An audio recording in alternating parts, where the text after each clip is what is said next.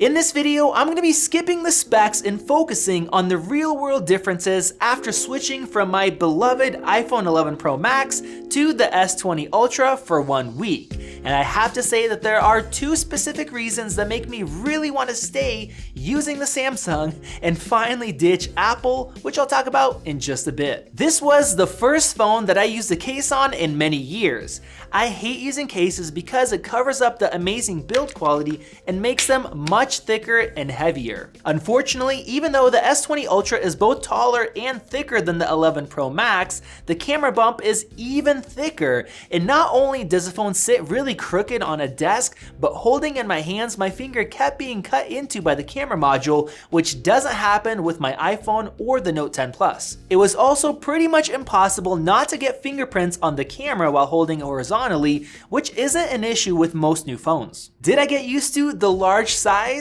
Surprisingly, yes, but afterwards, going back to the 11 Pro Max, the phone seemed so thin and small, which is something that I thought I would never say about it. Next, the auto brightness is stupid. Maybe it's only because it's been a week, but it's constantly either too dark or at times too bright, whereas the iPhone gets it right most of the time. I also missed Face ID. It just works so well and it's so fast that most of the time I don't even notice it. I mostly use the fingerprint sensor, but I did also try Face Unlock for 1 day. Of course, it isn't as secure, but I wanted to see if it's just as convenient, and it's not. You do have more options, but it takes longer to unlock your phone, especially in lower lighting, and at times it doesn't work at all. Thankfully, the fingerprint sensor has been much improved since the S10 and the Note 10. It works fast and pretty much every time, but it's still not as convenient as Face ID. I especially missed it for authentication in apps or websites where Face ID is just automatic. Now the screen is gorgeous, especially in 1440p mode. It is really nice for watching movies, honestly the best phone ever, and definitely trumps the iPhone 11 Pro Max. First off, I love having that 1440p option in YouTube that is noticeably more detailed than 1080p. The next one is HDR. This is the first time that HDR shows a huge, significantly noticeable difference compared to good quality SDR on a phone, and it's really impressive and clearly better than the iPhone. Not only that, but the speakers are quite a bit louder as well.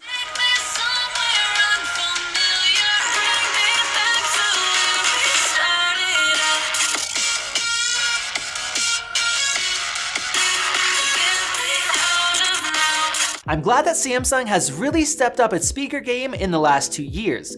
I usually run the iPhone at about 90% or so, but the S20 was just fine at 70%. And in those cases where you have a quiet video or you're in a loud room and want to share a video, having the extra volume is so nice to have. The only downside with the speakers is that you really feel the case of the phone vibrate when you're running above 70%, which could be annoying if you're watching a long video, whereas the iPhone is solid, even maxed out, but of course it doesn't get as loud. I also love the split sound adjustments and the mode that allows notifications to come through the phone and not the Bluetooth speaker you're connected to. I really wish my iPhone had these features, along with other Android features such as picture-in-picture YouTube videos, Chromecast controls, and notifications sticking in the top bar until I clear them so I don't forget things. Now the killer feature of the display is that 120Hz paired with the fast animations, and man, do I love it. I especially love it when scrolling through websites where the lack of motion blur looks really nice, and going back to my iPhone, it just feels so slow and laggy. Now there are downsides, and it's not just battery life, which of course is affected. If you're using 120Hz, you have to be in 1080p mode, and I have to say that I did notice it. If this was a 5.5-inch screen, I may have not noticed it, but being that this thing is almost 7 inches, you can clearly see it, especially in text. Now the other downside, of course, is battery life.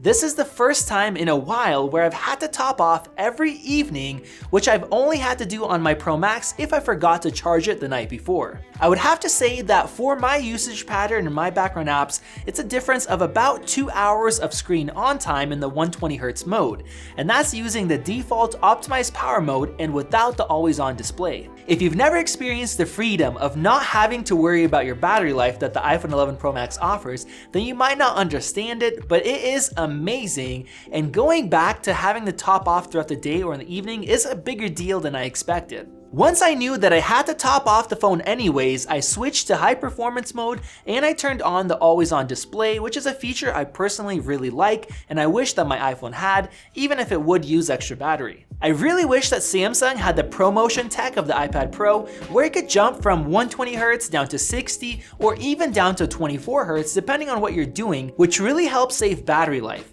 Most of our YouTube videos are at 24 FPS, and in that case, the GPU and the screen have to put out 5 times more frames than necessary, needlessly draining that battery. Hopefully, the iPhone 12 will have the ProMotion tech of the iPad and at full resolution as well. And now, on to what I probably love the most and where I noticed the biggest difference between my iPhone 11 Pro Max and the S20 Ultra, and that is the data speeds and the reception. Samsung has been ahead of Apple in LTE speeds for a while now, which I loved with the Note 10, but the S20 Ultra takes it to a whole new level.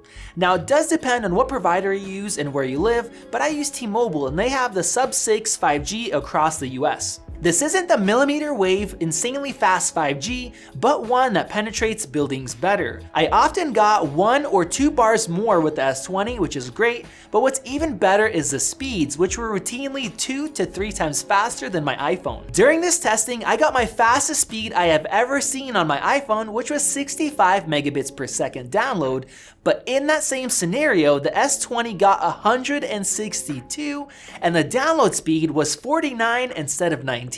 The test before that, my iPhone got 25 and the Samsung got about 95, and during peak time with low reception, the Samsung got 27 megabit per second while my iPhone got 9. Now these are just speed test numbers, so what does this mean in the real world? Well, a whole lot actually. When I'm using LTE, I often have to limit YouTube videos to 720p or else I get pauses, whereas the Samsung plays back smoothly at 1440p, and initial buffering of videos is almost unnoticeable with the S20, where I do have to wait on my iPhone. You also notice a difference when loading websites and if you're downloading apps and other media, and this is especially noticeable if you're constantly in steel or concrete buildings or basements, and ultimately it could make a difference between having a signal or not having one at all. I really hope that we do have a 5G option on the upcoming iPhone 12, and if we don't, at least a much better modem, because the difference is huge, and for some people, this difference alone is enough to switch brands. Another noticeable difference is call volume, and the S20 Ultra is definitely quieter, which becomes a problem if the person on the other side isn't very loud. I found myself constantly trying to press the phone really deep kind of into my ear and trying to up the volume to make sure it's maxed out. And I think that might be because this little speaker is just hidden inside of the frame here. Now let's touch on the cameras. I really enjoyed using the Note 10's camera, but the S20 Ultras had me missing the iPhone. There are 2 big features, the 108 megapixel main camera and that 100 times zoom, but just because we have these big specs to flaunt doesn't mean that they actually work well. I have to say that the autofocus is garbage. I haven't seen this poor performance in many years, if ever. The new sensors inside the S20 Ultra are much bigger than before, but we also have much less focus pixels, so it is slow at focusing and it will randomly hunt, whereas the iPhone is ultra fast, smooth, and accurate. This means that although we do have some advantages in the actual quality, if you're missing the shot and it's out of focus, then what is the point?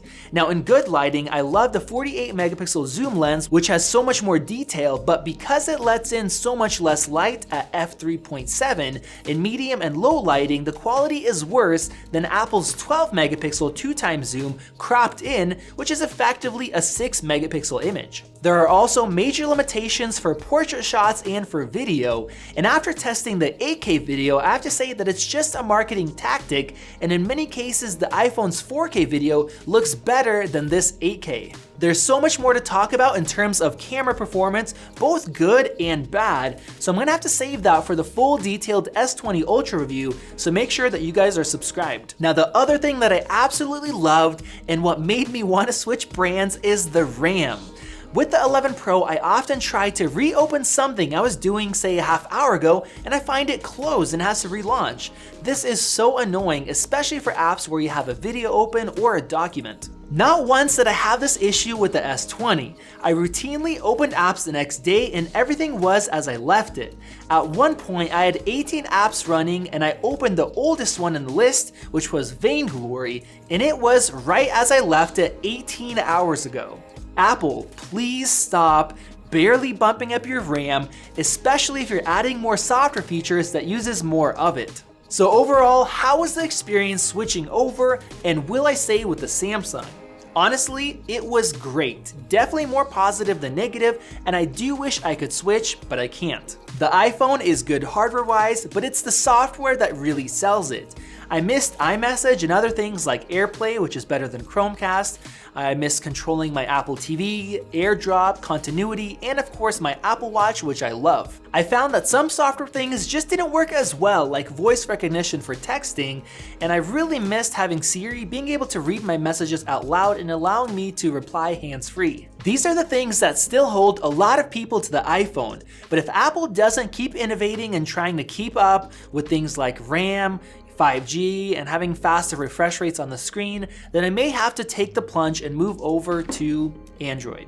Let me know what you think down below and click that circle above to subscribe to see our full review. And if you want to see our detailed photo or video comparisons, they are right over there. This has been Max with Max Tech, and I will see you in the next video.